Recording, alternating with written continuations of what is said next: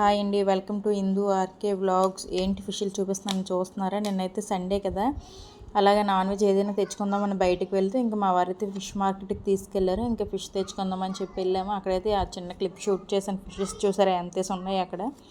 ఇంకా మేము కూడా ఇంకా ఫ్రెష్గా ఒక ఫిష్ చూసి తెచ్చుకున్నాము. ఇంకా అక్కడ నుంచి అయితే వచ్చేటప్పుడు ఇంట్లో పచ్చిమిర్చి కూడా అయిపోయాయి అని చెప్పి పచ్చిమిర్చి, కొత్తిమీర ఇవన్నీ తెచ్చుకున్నాను. ఇంకా వచ్చేటప్పుడు మ్యాంగోస్ కూడా ఫ్రెష్గా కనిపించాయి. కేజీ 100 రూపాయలు అంటే అవి 1 కేజీ తీసుకున్నాం. ఇంకా చాలా అంటే చాలా బాగున్నాయి. మొన్న అత్తయ్య పంపించారు కదా, సేమ్ అవే టేస్ట్లో ఉన్నాయి. ఇంక ఇవి కూడాను అవి ఒకటే. ఇంకా ఇవి కూడా బాగున్నాయి, స్వీట్గానే ఉన్నాయి, పర్వాలేదు. కొంచెం స్టార్టింగ్లో కాబట్టి కొంచెం పుల్లగా ఉంటాయి అనుకున్నాం, కానీ పర్లేదు, బాగానే ఉన్నాయి టేస్ట్. ఇంక ఇక్కడైతే తీసుకొచ్చినవన్నీ బ్యాగ్లో నుంచి అయితే బయట పెట్టేస్తాను. ఇంక ఈ పచ్చిమిర్చి ఉన్నాయి కదా, అవన్నీ తుడుములు తీసి ఒక బాక్స్లో పెట్టి స్టోర్ చేసుకుంటే చాలా రోజులు ఉంటాయి. లేదా తుడుములు తీయకుండా మనం పెట్టేసామంటే ఫ్రిడ్జ్లో పాడైపోతాయి. ఫ్రిడ్జ్లో ఉన్నా సరే తుడుములు తీయకుండా పెట్టామంటే పాడైపోతాయి. అందుకని చెప్పి తెచ్చిన వెంటనే తుడుములు అవన్నీ తీసి ఫ్రిడ్జ్లో బాక్స్లో పెట్టి స్టోర్ చేసుకుంటే చాలా రోజులు ఫ్రెష్గా ఉంటాయి. ఇంకా ఇవన్నీ ఎక్కడొక్కటి సర్దుకున్న తర్వాత ఆ ఫిష్ కూడా క్లీన్ చేయాలి. ఇంకా 2 కేజీ ఏమో ఫిష్ తీసుకొచ్చాము. ఇంకా అది 300 ఇలా పడింది 2 కేజీస్ అయితే. చేపలు అయితే చాలా ఫ్రెష్గా ఉన్నాయి. ఇంకా అక్కడ మార్కెట్లో డైరెక్ట్గా లైవ్ ఫిష్లు అమ్ముతారండి. చాలా అంటే చాలా బాగుంటాయి, టేస్ట్గా కూడా ఉంటాయి, ఎందుకంటే లైవ్ కదా.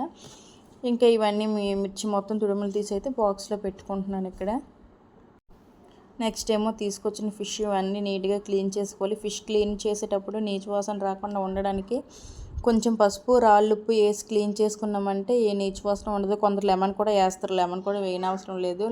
కొంచెం రాళ్ళుప్పు, కొంచెం పసుపు వేసి బాగా కలిపి నీట్గా 3-4 టైమ్స్ వాష్ చేసుకున్నామంటే చక్కగా వచ్చేస్తాయి. ఏ నీచు స్మెల్ కూడా రావు. ఇంకా చేపలు నాకు నీచు వాసన వస్తాయి, కానీ మరీ అంత ఎక్కువగా అయితే రాదు. నిమ్మకాయ వేసేంత అవసరం అయితే ఉండదు. కొంచెం పసుపు, రాళ్ళుప్పు వేసి క్లీన్ చేసుకుంటే సరిపోద్ది. ఇంకా ఇక్కడైతే ఫిష్ క్లీన్ చేసేస్తున్నాను. ఫిష్ క్లీన్ చేసిన తర్వాత ఇంకా వంట చేయాలి. అప్పటికే టైం అయిపోయింది, లేట్ అయిపోతుంది. ఇంకా అందుకని ఫాస్ట్గా చేసేస్తున్నాను. చూసారు కదా, ఇంక ఇక్కడ నీట్గా అయితే ఫిష్ వాష్ చేసి పెట్టేసుకున్నాను. ఇంకా నాన్ వెజ్ వండేటప్పుడు ఎప్పుడైనా అల్లం వెల్లుల్లి పేస్ట్ ఫ్రెష్గా వేసుకుంటే బాగుంటుందండి. అందుకని చెప్పి నేను మొత్తం ఒకసారి పేస్ట్ చేసి పెట్టుకొని ఫ్రిడ్జ్లో ఎప్పటికప్పుడే చేసుకుంటాను. ఎక్కువగా చేసి పెట్టుకోవాలనుకున్న వాళ్ళు అల్లమును వెల్లుల్లి మిక్సీ పెట్టేటప్పుడు అందులో పసుపు, కొంచెం ఆయిల్ వేసుకొని, వాటర్ వేయకుండా ఆయిల్ వేసుకొని పట్టుకున్నారంటే పేస్ట్ చాలా రోజులు స్టోర్ ఉంటుంది. ఇంకెప్పుడు నేను ఎప్పటికప్పుడు చేసుకోవడం వల్ల కొంచెం కొంచెం వేసుకుంటాను. ఏదైనా నాన్ వెజ్ వండుతున్నాను అనుకుంటే అప్పుడు కొంచెం వేసుకుంటాను. నార్మల్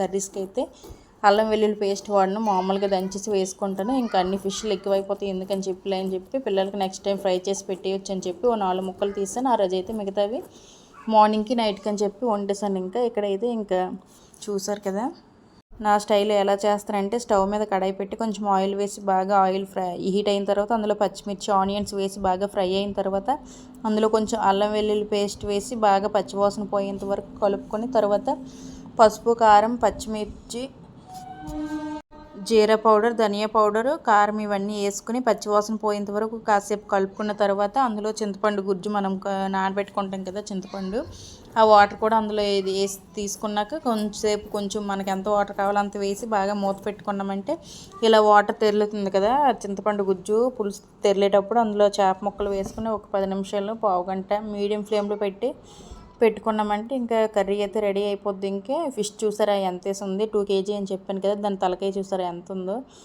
ఇంకా కాసేపు ఉడికిన తర్వాత అది ఉడుకుతుండగా అప్పుడు కొంచెం చికెన్ మసాలా, కొంచెం గరం మసాలా వేసుకుంటే సరిపోద్ది. ఇంకా ఫిష్ మసాలా వేయాలని ఏం లేదు, చికెన్ మసాలా, గరం మసాలా వేసుకున్న టేస్ట్ బాగానే ఉంటుంది.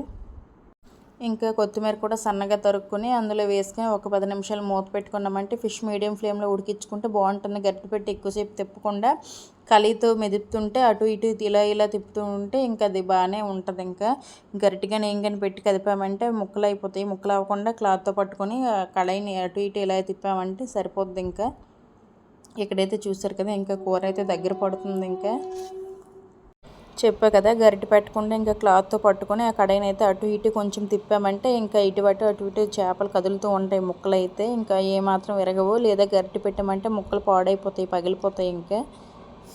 ఇంక ఇక్కడైతే ఫిష్ కర్రీ రెడీ అయిపోతుంది. చెప్పా కదా, కొంచెం కొత్తిమీర గుండగా కట్ చేసి వేసుకున్నామంటే ఇంకా ఫిష్ కర్రీ రెడీ అయిపోద్ది. టేస్ట్ అయితే చాలా అంటే చాలా బాగుందండి. ఇంకా మధ్యాహ్నం వంట అయిపోయిన తర్వాత పిల్లలకైతే లంచ్ పెట్టేస్తున్నాను. ఇంకా ఛానల్ ఎవరైనా కొత్తగా చూసినట్లయితే ఛానల్ సబ్స్క్రైబ్ చేసుకొని లైక్ చేసి షేర్ చేసి కామెంట్ చేయండి. అలాగే వీడియోస్ నచ్చినట్లయితే ఎలా ఉన్నాయని చెప్పి కొంచెం కామెంట్ కూడా చేయండి.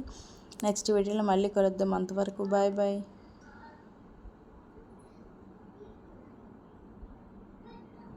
పిల్లలైతే చూసారా ఇంకా ఎలా ఉందని చెప్పి అడుగుతుంటే పర్లేదు బాగానే ఉంది, సూపర్గా ఉందని అంటుంది. పాప ఫిష్ కానీ చికెన్ కానీ భలే తింటుందండి. ఇంకా నాన్ వెజ్ అది ఇది అని చెప్పి ఏం కూడా ఉండదు. ఇంకా ఓన్లీ మటనే తినడానికి నచ్చరు పిల్లలైతే. నాన్ వెజ్ ఇంకేదైనా చక్కగా తింటారు.